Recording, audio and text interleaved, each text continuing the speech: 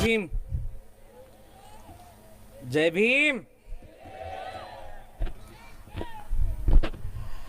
तुमच्यामुळं बोलतीये मी, माहिती का.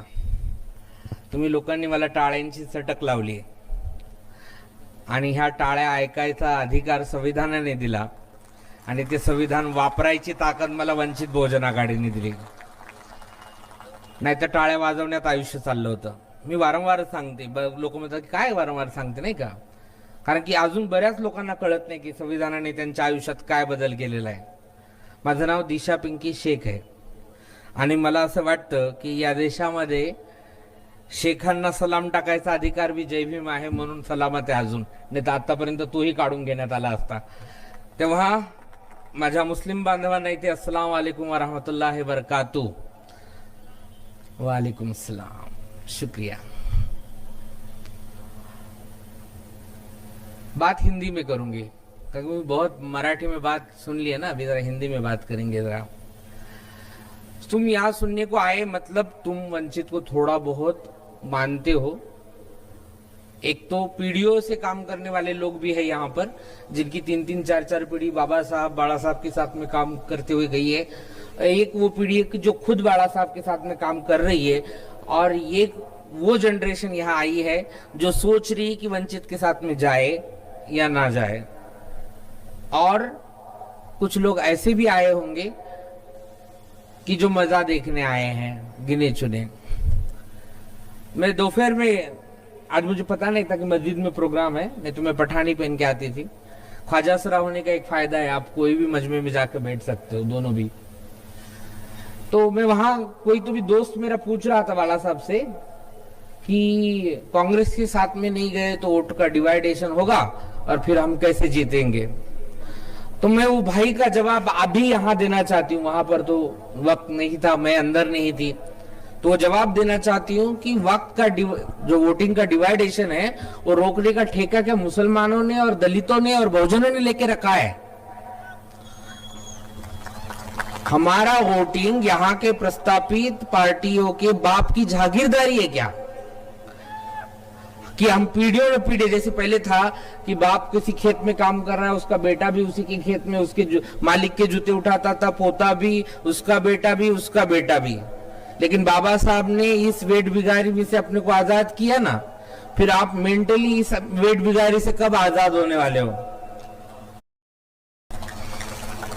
अरे जिनकी खुद की घड़ी उनका वक्त बदल रही है, वो तुम्हारा वक्त क्या सही करने वाले हैं.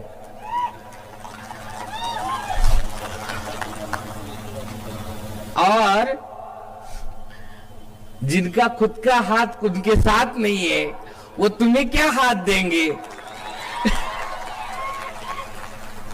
देखो, हम 24 कैरेट है, 916 वालों के नाद में मत लगो. या फिर 18 कैरेट वाले भी सोना ही बोलते खुद को, उसके भी नाद को मत लगो. क्या है ना, देखो एनआरसी सीए का आंदोलन हुआ, क्यों ज्यादा, ये तो आपको लगता होगा कि सारे मुसलमानों को ही डोज दे रहे, क्योंकि भाई आप निकल रहे नहीं हो बाहर.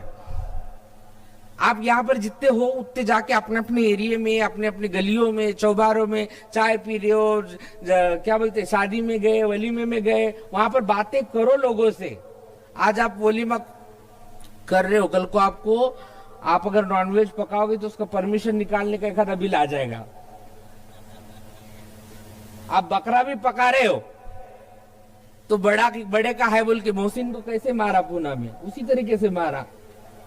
और एक बार बनने के बाद गोश्त बकरे का भी निकला तो मॉब लिंचिंग का क्या होता है, कुछ नहीं होता है. तो देखो कैसे हलाल मौत मरना चाहते हो, लड़ते हुए मरना चाहते हो या ऐसे, वो आपको तय करना है. ये जितनी भी माइनॉरिटी वाले, जरा दिमाग लगाओ, जरा प्रेशर लगाओ. एनआरसी सीए की बात आई थी तब सबसे पहले मैदान में कौन था. एनआरसी सीए में सिर्फ मुसलमानों का नहीं, यहाँ के 40% दलित बहुजनों का भी नुकसान है, बताने वाले वंचित बहुजन आघाड़ी के माननीय बाला साहब अम्बेडकर थे. जब किसानों का आंदोलन हुआ, जब यहाँ की गवर्नमेंट पानी के फव्वारों से किसानों को मार रही थी, तब किसान बाग का आंदोलन किसने लिया था? जब पैगंबर बिल की बात आई तब मैदान में कौन था? अरे मुझ जैसे कॉपी पास व्यक्ति को ये सब चीजें समझ में आ रही है। जिन्होंने तुमको जन्मजात पढ़ने लिखने का हक अधिकार दिया, तुम्हारे कानों में ये क्यों नहीं जा रही है बातें? तुम कहां अपनी अकल को गिरवी रख कर आए हो? एक खजूर का पैकेट रमजान में आया तो आप उसको वोटिंग दे रहे हो? इतनी सी मुसलमानी, उसमें भी आना कहानी। हाँ, उसको ये पूछो ये खजूर लेने का पैसा भाई तूने लाया कहां से? हाँ, हलाल है कि हराम है? बराबर। भैया हराम का होगा तो हमें मत दे, क्योंकि तूने किसी का पॉकेट मारा होगा तभी तो खजूर बांट रहा है। इतना दिल टूटता है, इतना जहन में मैं सोचती हूं कि कहां जा रहे हैं हम। आज कितने उर्दू मीडियम के बच्चों को आगे की अच्छी तालीम के कॉलेज अपने यहां अवेलेबल है। जो महिलाओं के मतलब पीछे हम कह रहे थे कि उर्दू में पढ़ने लिखने वाली जो महिलाएं हैं, मुस्लिम महिलाएं, उनको स्कॉलरशिप चालू की जाए। हुई क्या? अभी तक नहीं हुई। और ये तो नेशनल इश्यू की गैस के भाव बढ़ गए, तो देखो किसी के घर में 500 का आ रहा है क्या? बीजेपी वालों के घर में 500 का आ रहा है क्या गैस? नहीं, वो तो सभी भुगत रहे। जिन्होंने चुन के दिया वो भी भुगत रहे, और हम तो पहले से खिलाफ ही थे। बेरोजगार है तो सिर्फ अपने बच्चे बेरोजगार है क्या? उनके भी बच्चे बेरोजगार है। उनको जाके याद दिलाओ कि बोला बेटा तुम्हारा घर में बैठा है, चौक में बैठ के लड़कियों को छेड़ रहा है। अगर गवर्नमेंट बीजेपी की ना होती तो बेटा काम करता, घर में 2 पैसे लाता और लड़की को छेड़ता भी ना। तो ये बातें आपकी चर्चा में आनी चाहिए। उस चर्चा का वोटिंग में ट्रांसपरेशन होना चाहिए। नहीं तो पूरे कलम याद है, पूरी तक मतलब बीजेपी ने क्या क्या किया वो सब याद है। वो नोटबंदी हो, बर्बाद कर दिया। नोटबंदी के लाइन में लोग मर गए, फिर गुलाबी नोटें देख के खुश हो गए, फिर 2000 की नोटें बंद हो गई तो फिर रो रहे। कितने दिन तक यही करते रहोगे? देखो फिजिकली मेरी कोई औलाद नहीं है, लेकिन फिर भी मैं इस समाज के बारे में सोचती हूं। तुम्हारी तो औलादें इसी समाज में जीने वाली आने वाली पीढ़ियों की। भैया सबको आरक्षण चाहिए। हम हिजड़े भी बोल रहे हैं हमको आरक्षण दो। हिजड़ा गाली नहीं है, सबसे पहले बात बोलती हूं मैं। हम भी बोल रहे हैं हमको आरक्षण दो, लेकिन मैं अपने समाज के साथ में आपको भी पूछना चाहती हूं, अगर सारी नौकरियां प्राइवेटाइजेशन हो गई तो आरक्षण का क्या आचार डालोगे? आमच्या बाबांनी जर सगळ्या शाळा कॉलेजेस स्वतःच्या नातेवाईकांना आणि मित्र कंपनीला खाजगी संस्था काढून दिल्या तर त्या आरक्षणाचं काय करायचंय?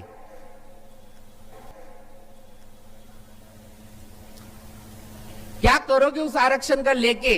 अगर सारा प्राइवेटाइजेशन हो जाएगा, तुम्हारे नाक के नीचे से एयरपोर्ट बेच रहे, रेलवे बेच रहे, हाँ, दुग्ध व्यवसाय बेच रहे, सहकार कारखाने बेच रहे, सब बिक गया ना।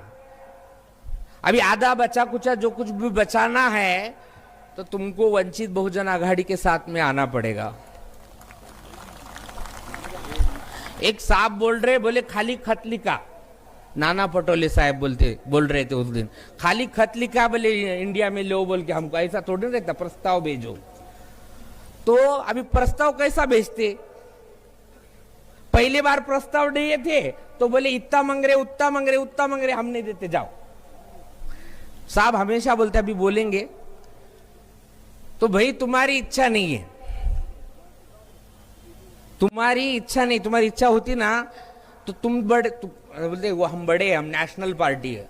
तो अंबेडकर नाम के छोटा है भाई?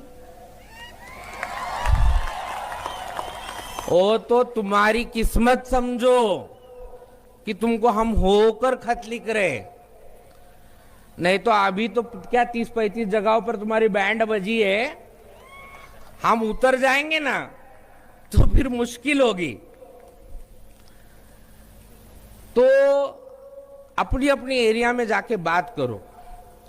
क्योंकि आने वाली पीढ़ियां तुमको गाली दे, ऐसा काम मत करो। मेरी बात सुनो, सारी मुस्लिम नहीं, जितनी भी माइनॉरिटी है ये समझ रही है कि बाबा बाला साहब आम्बेडकर सिर्फ बुद्धिस्टों की जिम्मेदारी है, तो ऐसा नहीं है। उन्होंने जिस तरीके से पिछले इलेक्शनों में उम्मीदवार दिए, जाके देखो जरा, जहमत करो, थोड़ा सी पढ़ो लिखो, व्हाट्सएप में, यूनिवर्सिटी में। अभी तुम्हारे इधर तो आंबे का पीक बहुत अच्छे से आता है, कोकण से ज्यादा तुम्हारे यहाँ का आम ज्यादा फेमस है, सांगली का। हाँ, तो वो आम के भरोसे पे मत रहो, आम लोगों का दिमाग चलाओ। तो वो जब करोगे आप, वो आम खाओगे तो बुद्धि भ्रष्ट हो जाएगी। आदमी बनोगे तो बात समझ आएगी। तो समझ रहे हो ना सब? बातें करोगे अपने अपनी एरिया में जाकर, अपने अपने, और खासकर मेरी मुस्लिम जो बहनें दो चार यहां बैठी है, वही मेरे लिए काफी है। मैं चाहती हूं अगली सभा को पूरा एक महिलाओं का कप्पा, चाहे तो पर्दा लगा के बैठो, लेकिन यहां आओ, सुनो, क्योंकि हमारे नबी ने सरदार बनाया, लड़ाइयों की फौज की सबकी उनके हाथ में वो दी, ताकत दी, और हम उनको घर के बाहर पढ़कर सियासत की कितनी, तो भी देश आजाद हुआ तब देश की सियासत में मुस्लिम महिलाएं नहीं थी क्या? थी ना। तो फिर हम क्यों नहीं छोड़, अरे रजिया सुल्तान, कितनी बड़े बड़े नाम है। फिर हम कहां फंस गए? हम यहां पर आकर यहां के लोगों का जो औरतों को दबाने वाला कल्चर है ना, वो हमने अडॉप्ट कर लिया, क्योंकि मर्दों के फायदे का है वो। और अब उसमें से बाहर निकलकर सियासती बनो। दूल्हे को पूछो, तेरे को क्या लगता घर में 500 रुपए डाल के चला जाता तू, उसमें मेरे को तेल लाना है 150 रुपए किलो का, गैस खरीदना है, कपड़ा देखना है, जेठानी देवरानी के कपड़े देखने, शादी है, बारात है, लेना है, देना है, कैसे करेंगे?